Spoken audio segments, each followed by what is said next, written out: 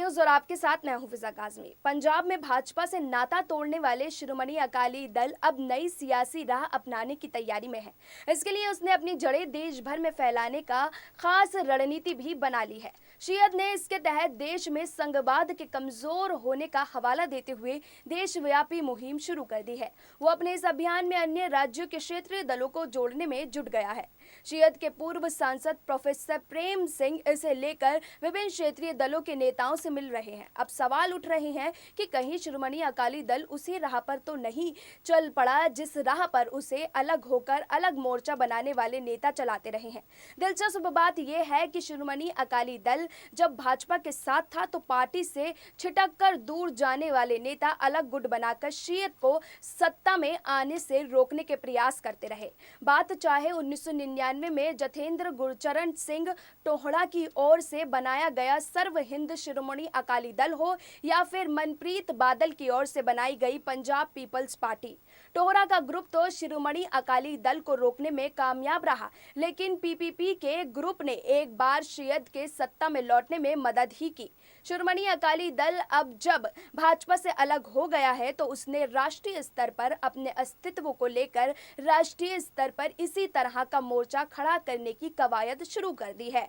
हाल ही में पार्टी के पूर्व सांसद प्रोफेसर प्रेम सिंह ने कांग्रेस और तृणमूल कांग्रेस, शिवसेना और बीजू जनता दल के नेताओं से मुलाकात की।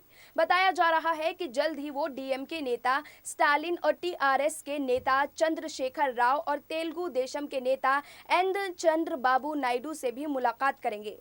पंजाब में बेअदबी कांड के बाद शिरोमणि अकाली दल को 2017 के विधानसभा चुनाव में सफलता नहीं मिली। इस स्थिति से बाहर आने के लिए पिछले 3.5 सालों से पार्टी लगातार प्रयास कर रही है।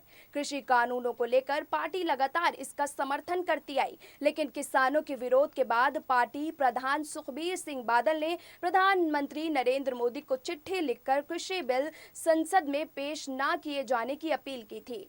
संसद में भी बिलों पर बहस के दौरान विरोध किया गया और बाद में इसके पास हो जाने के बाद भाजपा से नाता तोड़कर हरसिमरत कौर बादल ने केंद्रीय मंत्री पद से इस्तीफा दे दिया।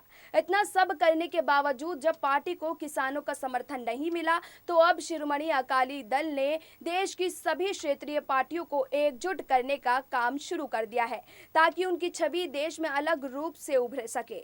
हाल ही में पूर्व सांसद प्रोफेसर प्रेम ने कहा कि कुछ सालों से राज्य से उनके अधिकार छीनने की कोशिश हो रही है। उन्होंने कहा कि इस पर राष्ट्रीय पार्टियां नहीं बोलती, इसलिए क्षेत्रीय पार्टियों को एकजुट करने की जरूरत है ताकि किसान आंदोलन सिरे चढ़ सके।